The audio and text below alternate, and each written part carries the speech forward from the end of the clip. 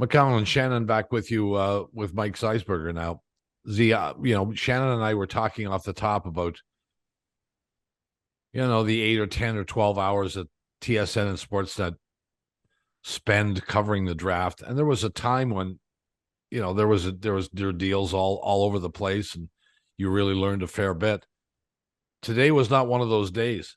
No, I imagine your draft coverage was basically trade deadline, not draft, trade deadline. Come on. Yeah, trade deadline. Mister, come on. Bob, the only thing I missed today was in your previous life when you had to sit there with that painful look on your face when there are actually trades happening at the TV show of one of Couldn't have cared less. Yeah, they made me do that. Yeah, we did. Yeah, the first year I was on. There it is. We got to the bottom of it. He did. No, we. You had nothing to do with it. Okay, that's right. You're right, Bob. What did you have to do with it? Bob, move on. Move on. At least I remember who I was with. Who were you with? Cox and Brunt. Oh, okay. How many trades did you break? None. Oh, he put his feet up on the table. I did. I had my feet up on the table. And I was the only guy who didn't wear a tie. I had a leather jacket on. on the set. That drove him crazy too. Got to keep the brand going. Oh, they're all nuts. They're all a bunch of hooies. All those guys that you're talking about are gone, so don't worry about it. They're all gone. Yeah. Replaced by dumber guys, which I would have said is not possible back in the days when I worked. And now you're having me on. No, you're a beautiful person. Are you kidding? You kidding me? We're not going to do filler here. We're going to talk meat and potatoes here, Mike. That's right. There is no meat and potatoes. Look at this trade deadline thing is a TV thing for you too, I would gather. How bored were you? Well, I mean, A, yes, but B, if you couldn't see this day coming, of course you could, on activity, then you know what? You really aren't good at connecting the dots out there because most of the big deals were done ahead of time. Right. And, if I think, Bob, if you talk to general managers, now this year, partially because, the cap was flat again, you had to find third parties, AKA Chicago and Arizona, to take some of the money off you. But even Montreal. Yeah, that made it more difficult to make trades. And when trades were made, they were made ahead of time because you got to find people that are going to do this for you, those third-party brokers. So I think we've seen this trend the last few years, John, in the past, and not as much as this year, but more and more you see teams jumping in earlier because they say, you know what, if we want a guy, why are we going to wait until somebody else jumps in and takes somebody that we want? Yeah.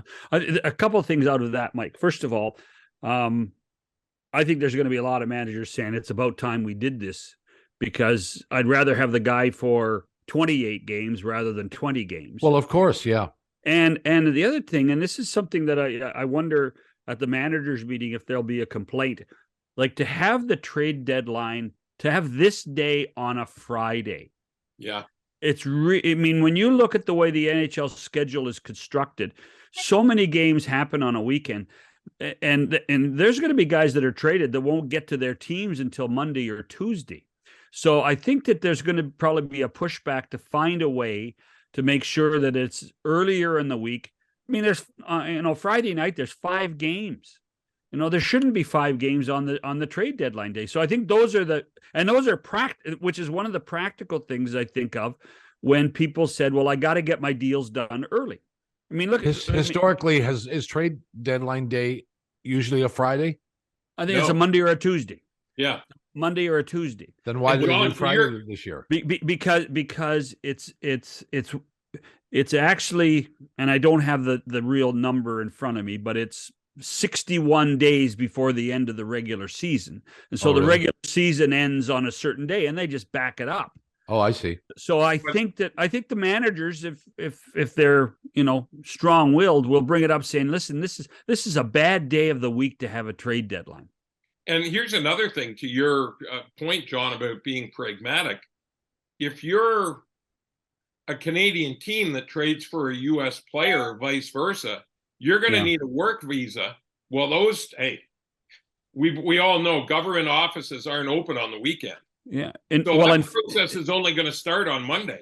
In fact, Mike, I actually brought that up with a friend of mine who is a manager of a team, and he said it's worse for the American teams. It's tougher to get a U.S. work visa now than it is to get a Canadian work visa. So, for instance, Jesse Puljujarvi is still in Canada, waiting to travel to the United States, doesn't have his work visa yet, and is probably not going to arrive in Carolina and Raleigh until Monday. So, and those are just practical, pragmatic office issues that you have. And it's funny. We started to see a lot more of that stuff when we were during the pandemic talking about trades between the Canadian division and the non-Canadian division. Are you vaccinated or not vaccinated? But those are practical day-to-day issues that every hockey operations group has to deal with. Well, I mean that's from the pragmatic point of view. And then I think, again, I go back to, I just think that, let's go back. Okay, guys, let's go back to earlier in the week when the Tampa Bay Lightning acquired Tanner Jeannot from the Nashville Predators, paid what a lot of people thought was a ransom. I know there was a first-round pick, John, correct me if I'm wrong, a second-round pick, and maybe more picks than that. Yeah, a third and a fourth too, I think. Yeah, I think there's 4 picks. Yeah. People are looking at Julien Brisebois, by the way, whose team has gone to the final 3 consecutive years. And by the way, before they won their first cup, he spent a first-round pick on Barclay Goodrow as well, and Blake Coleman, which people thought was paying too much. But Brisebois said this week to all the critics who said, why are you paying such a king's ransom? He goes, look at, I have a window with Kucherov, with Stamkos, with players like this.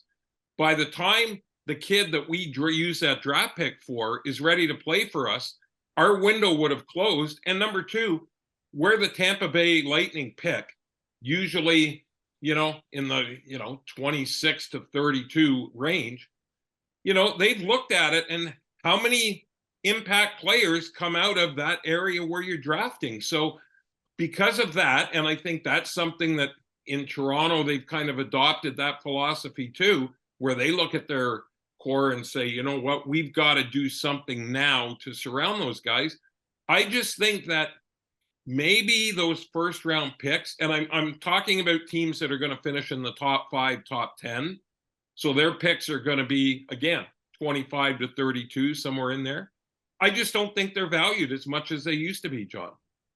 I think you're right. I mean, I think that's the key. When you saw all of these teams trading picks, first round picks, they would use that same explanation every time. That we're going to go to the Stanley Cup final, or we're going to go to the Western Conference final, and we're going to be drafting 29th, or we're going to be drafting 31st. And so we need that. We need the help now. We don't need the help 3 years from now.